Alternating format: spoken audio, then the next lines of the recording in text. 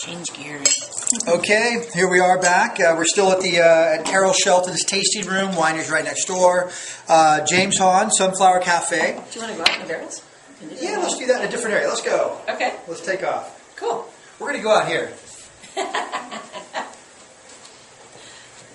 We're flexible like that. Yeah. Where do you want to be? Perfect. Yeah. So the backdrop, we'll set it on the barrel very quickly. Is it possible? Yeah. Put this one down. You're talking about that one first. All right. Okay. Just sit that down a little bit. There we are. So it's safe. Sorry, we got to drip over your label. That's perfect. I think that's perfect. That's how we do it here.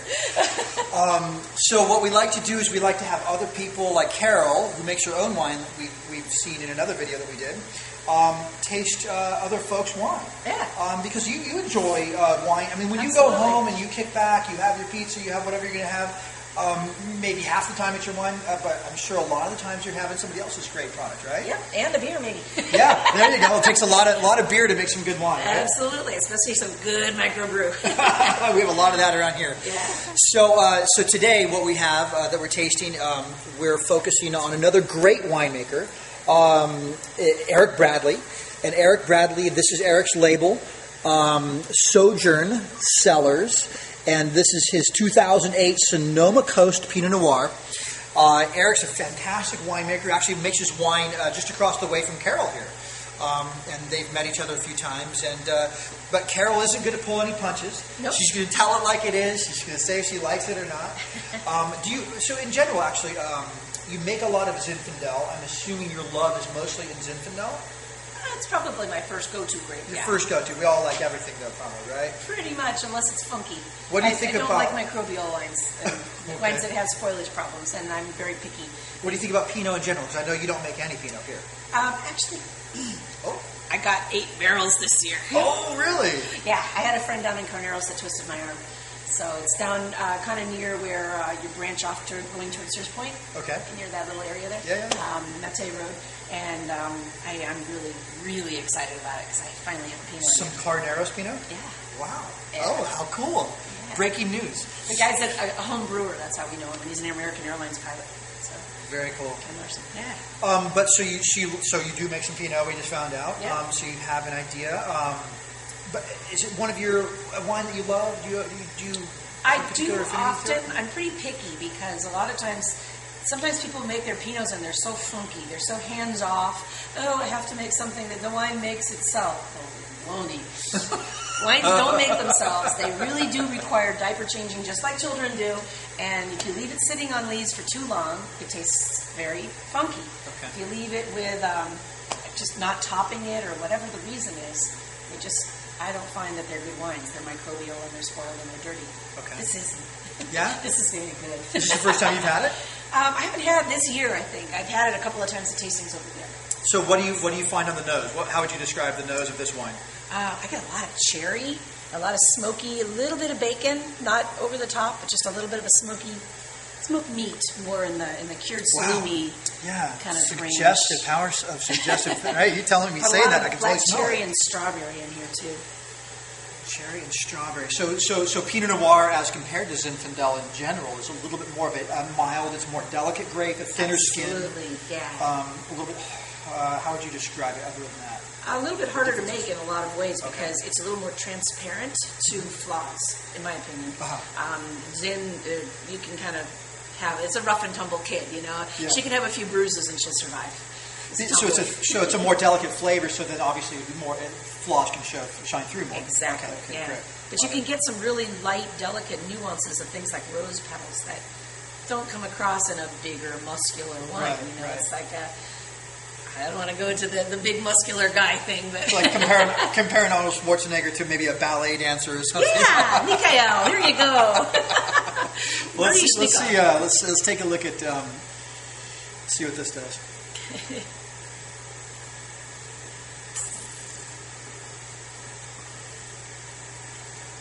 Wow. There's a reason we put this on our menu too. Yeah, this is a nice bottle of wine. It really is. Erich, thumbs up, man. This is fantastic. On and on and on. One of the things I look for when I taste wine, she's got her glass out. Oh, that's right. One of the things that I look for in a bottle of wine, and when I taste it, is how long do the flavors stay in my mouth? I really like a long, long finish, especially if it's a good wine, good flavors. Sure. Sometimes you can have a long finish that you don't like. Something nasty aftertaste, but in this case, it just goes on and on with this lovely kind of a cherry.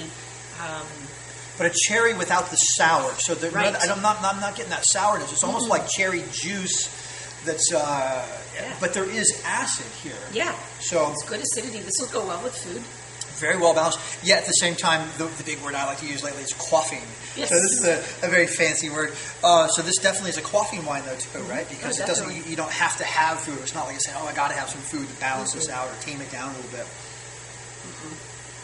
That'll go great with a lot of, especially when I was talking on my wines with the ahi and the salmon. Oh, this has salmon written all over it. Salmon, okay. Yeah, maybe some nice turkey or ham or pork loin. Some pork loin with a little adobo or some kind of chipotle seasoning, which is really ironic. I would suggest it because I don't do spicy. But I got the idea what they taste like. Right. And it would go really well with something smoky like that. Okay, right. So here we are. What did she pull back? We talked about this in another video with Carol. She talked about some smoky aromas. Well, food always. But she talked about the smoky aromas and a little bit of a smokiness on the palate, the bacon, some smoked meats. And then when you're what she was going for to pair it with for food, you're talking about maybe some smoked meats there again. Mm-hmm. Perfect, right? So that's a new one for me actually, is to compare those and then to match them up. Yeah. I like that. I like that a lot. Describe wine in terms of food because wine is a food. Right. And a lot of times people are confused and they'll say to me when I describe something, it says, you say it tastes cherries. Did you put cherries in there? No. Federal government doesn't allow us to put anything but grapes in there. Okay. But it has the flavors of cherries. And one of the things you got to think about is in the chemical world, the things that give flavor, there's a limited number. There might be 1,000, there might be 5,000, but that's still a fairly finite number of compounds that make smells and make flavors. And they're going to be distributed over many, many things.